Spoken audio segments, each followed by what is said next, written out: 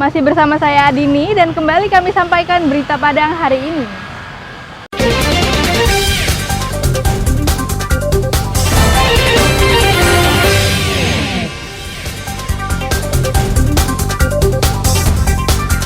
Ular sanca memangsa ayam warga.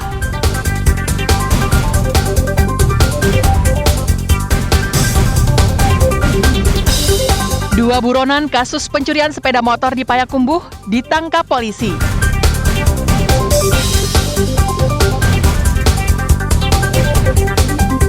Seorang pengedar sabu-sabu lintas provinsi ditangkap.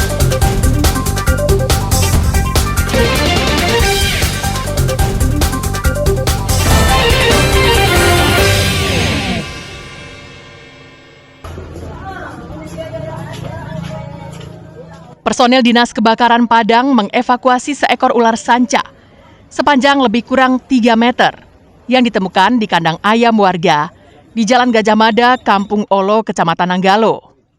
Keberadaan ular itu diketahui atas laporan pemilik rumah yang juga beternak ayam di belakang rumahnya. Pemilik rumah kaget mendengar suara ribut di kandang ayamnya. Ketika pagi hari dia ke kandang, alangkah terkejutnya melihat seekor ular sanca yang berada di kandang ayamnya. Karena geli dan takut, pemilik rumah melaporkannya ke Dinas Pemadam Kebakaran. Mendapatkan laporan itu, Dinas Pemadam Kebakaran langsung menuju ke kandang ayam dan tanpa kesulitan berhasil menangkap ular itu. Dari kondisi perut ular yang bengkak, diduga ular dengan panjang 3 meter itu baru saja menyantap ayam yang ada di dalam kandang. Ular kemudian dimasukkan ke karung untuk diserahkan kepada komunitas pencinta reptil. 30 bahwa ada ular dalam kandang yang sudah makan ayam. Itu jenis ularnya ular sanca, panjang lebih kurang 3 meter. Dinas Damkar Padang mengimbau kepada warga yang beternak ayam agar selalu waspada terhadap binatang melata ini, terutama saat musim penghujan atau cuaca lembab seperti saat ini.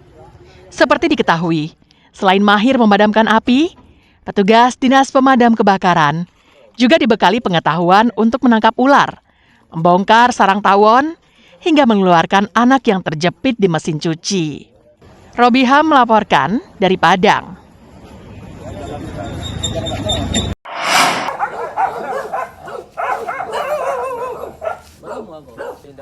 Tim Opsnal Satreskrim Polres Payakumbuh menangkap seorang tersangka pencurian kendaraan bermotor yang telah lama dicari, yang bernama Dewa.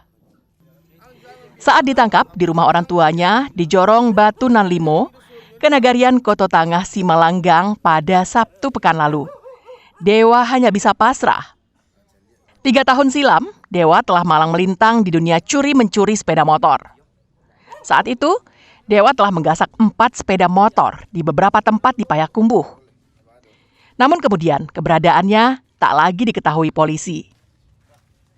Dewa ditangkap setelah polisi mendapat informasi dari seorang pencuri sepeda motor yang ditangkap sehari sebelumnya. Meski sama-sama menghilang sejak 2021, Dewa dan Vero tidak tergabung dalam sebuah komplotan. Mereka bermain sendiri-sendiri, mempunyai sasaran dan pasar yang berbeda. Kegiatan ini kita mengamankan 2 tersangka yang sebelumnya menjadi DPO, ya, perkara tahun 2021. Ya, 1 tersangka atas nama F dengan TKP sebanyak 2 TKP, kemudian D sebanyak 4 TKP. Saat ini kedua tersangka sedang kita lakukan pemeriksaan dan penyidikan lebih lanjut. Saat ini, polisi masih memeriksanya secara intensif. Polisi ingin mengetahui sepak terjang mereka berdua, terutama dalam kurun waktu 2021 hingga 2024. Ikhlasul Ihsan melaporkan dari Payakumbuh.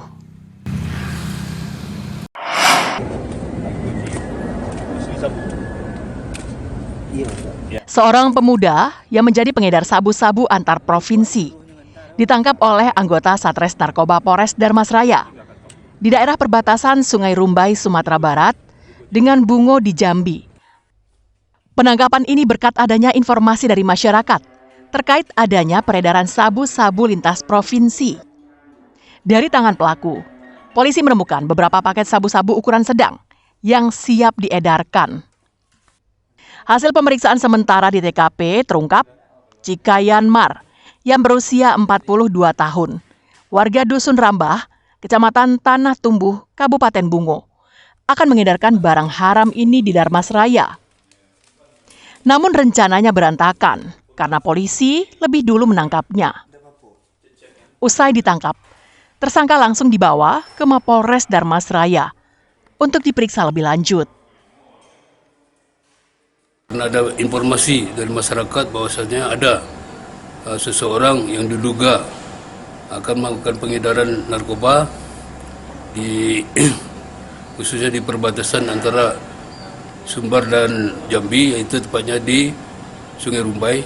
Di tangan J dapat diamankan 3 paket sedang jenis narkoba, jenis sabu-sabu.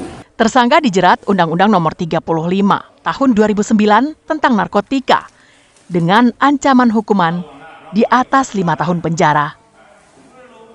Eko Pangestu melaporkan dari Darmasraya.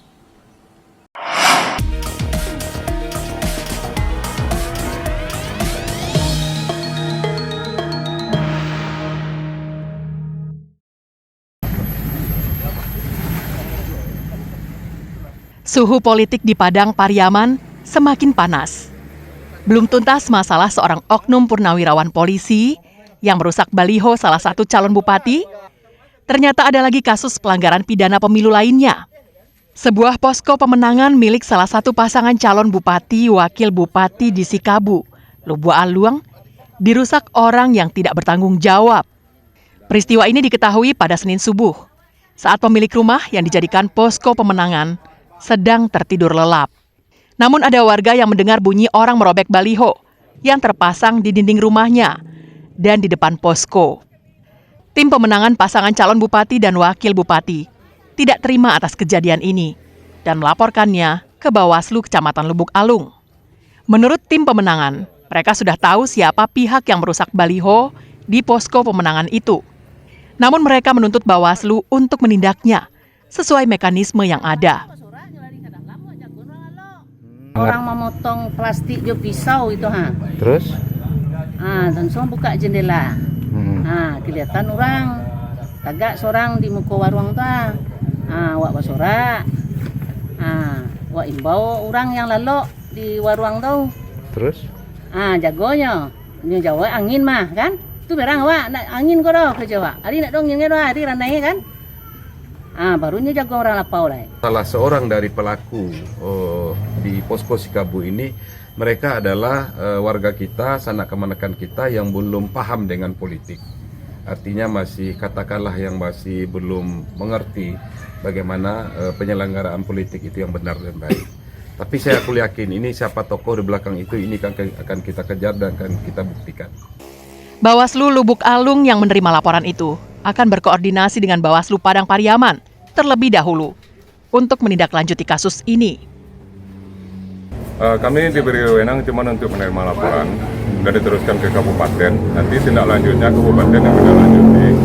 Apakah itu diperbantukan kecamatan lagi atau memang kabupaten sendiri beserta Gakumdu yang menindaklanjuti peristiwa tersebut.